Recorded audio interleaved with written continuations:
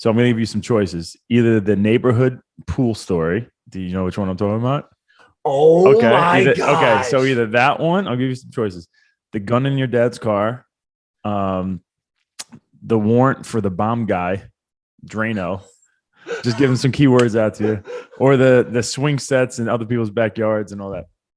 Okay, there's a lot of those. There's a lot of those that I can talk about, and one that I cannot talk about. Okay, we'll talk about. Okay, so growing up, we lived in a neighborhood. I'm not going to mention this neighborhood's name, but we were freaking ninjas, man. Yeah, and I did this up until I was like early 20s, man. Me and my brother, even when we were teenagers, we lived there for a long time. When I was in elementary school, middle school, even high school.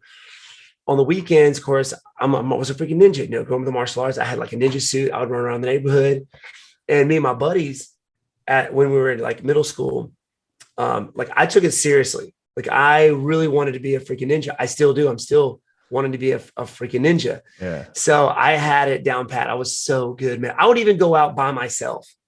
Because my brother's like, hey, bro, let's go do ninja. They're like, no, man, I want to sit here and play video games, whatever. I would go out by myself and just perfect my craft of being a ninja. This is great. Running up like 6-foot fences, flipping off, hiding from people, people would be driving up in their car, walking into their house, and I would be right there in the bush. Not even like from me. Like I would say from me to you, but you're pretty far away. Yeah, I know. From me to like, this like internet belt right here, right? Yeah. And they would never see me. I was freaking good. Yeah. And me and my brothers and our buddies. So you would want to get to as close to the action as possible without being seen. 100%. That was your goal, 100%. like as crazy and scary as possible without getting caught. Yeah, without getting caught. And we were freaking good. We were freaking so good, man. We would do things. So we would take it to the next level where, me and my brother, who is also our part. We had created our ninja clan, right? And you're in your 20s at this point. Could we just? I know you've done it since it started. Young, but it started when I was younger. Yeah. Right. Me and my brother and our friends, and we would go around and we would go to cul-de-sacs and change everything around. Like everybody had reefs, plants, and we would switch everything. Swing sets. We would switch it. Right. The whole swing set. So people when they woke up the next morning, they're like, I know I have plants, but these aren't my plants on my porch. Like, where are my plants? Like, I know I have a swing set, but that's not my swing set. Like, where did this thing come from? And we would drive by, like we would walk by, and everybody would be switching stuff. Like, and like the next day, just be switching stuff. And people would leave their garage doors open at night, and we would go in there. It would take us, I don't care how long it would take us like an hour, sometimes 2 hours. We would pull everything out of their garage, everything. I'm talking like the only thing we didn't pull out was the car, and they would be back. We would drive by or walk by the next day. I mean, in the heat, summer, and they're just sweating, pulling everything back into their house. They never left their garage door open ever again. You know what I'm saying? So nothing was stolen. It was just moved. We just moved it. We just moved everything. We pull it out and sit in the front yard. I remember one time this guy, I mean, he must have been a hoarder in his garage, but we pulled everything out, everything to the smallest little thing out and put it in his front yard. It was so funny. So we were ninjas, right? And I was probably maybe just graduated high school, and I had two buddies over at the house. They were watching some. I think Oscar De La Hoya was fighting somebody, and that's how long ago that was.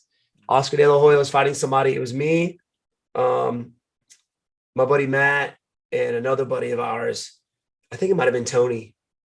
I don't remember. But I see we live 2 houses away from the pool. And I look out the window, it was fairly late. And I see this car drive up to the pool. I'm sitting in my bedroom, and I look out the window, and they dropped 3 people off at the pool. I'm like, quality ninja time. Let's go. So me and my buddies, we got dressed up. Tony, we got dressed up. We go to the pool. And at the pool, they have this little chain, this little white picket fence that goes all the way around it. So we go to the back end, and the pool's closed. And I know that you're not supposed to do the pool, and you're not going to get there on my pool and mess around on my watch, right? When I live, this is my neighborhood. The ninjas are watching. The ninjas are watching. So we were just going to like make some noise, just kind of scare them a little bit. But we were listening in, and it was a girl and two guys, and they were probably high school, maybe just graduated. And they were talking, like, one of the kids was like, how many times you go down on this guy? I'm like, wait, what? I know some blow jays aren't being given at my neighborhood pool. Blow jays. No blow jays, man. Not on my watch. No blow jays on my watch. So they're literally right next, on the other side of the pool, right next to the fence. And we ninja our way around, literally, I mean, super close, not even 2 feet. And we're so close. I didn't give my buddies any warning. I didn't give him any warning. One kid on the other side of the fence had his pants all the way down, right? He was so unprepared of what was about to happen next. All of them were. I didn't tell my buddies. All I said was 1, 2, 3. And I was like, mother, what the? And I jump over the fence, just yelling and cussing as loud as I can, right? The kid with his pants down, I shove him in the pool because he can't run away. This other kid tries to jump over the fence. I stick him in the back. He's like, ah! He falls down. And the girl takes off running down the road. And my buddy runs after her like, I know where you live. Don't you ever come back here ever again.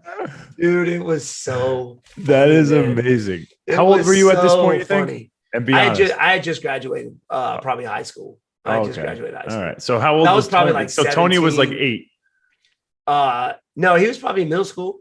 He was probably late elementary, middle school. So he's 8 years younger than you. Yeah, right? I pulled Tony. Anything that we did, Tony was with us. I made sure Tony was with us, man. Tony was with us. He's got experience. Yeah, it was so funny, man. It was so funny. So that was another. So we used to pull stuff out of people's garages. We would change cul-de-sacs around, switch reeds, switch plans, switch swing sets. Just, my gosh, it was nuts, man. We terrorized that neighborhood. And we were actually in the neighborhood flyers. They called us the shadow men or something like that. Keep an eye out for the shadow guys. Yeah, you guys had like a warrant out for your arrest. But it's like 20 years ago now. So I think you're safe. I don't think they could come after you anymore. No. I mean, if I could and do this and get away with it without getting shot now, I would probably still do it.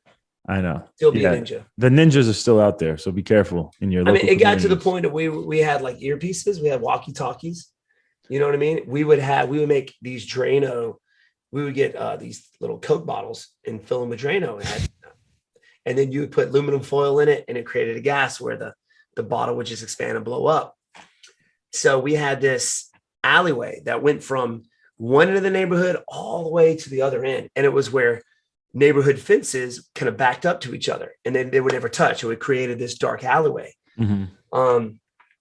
So we just called it Dark Alley. We meet up at Dark Alley. We can travel from one end of the neighborhood without being seen, without any light, just complete darkness. So we would have these earpieces in, and we would make like a bag full of these Drano bombs, and we would all split up, and we would just plant these Drano bombs everywhere. 2 a.m.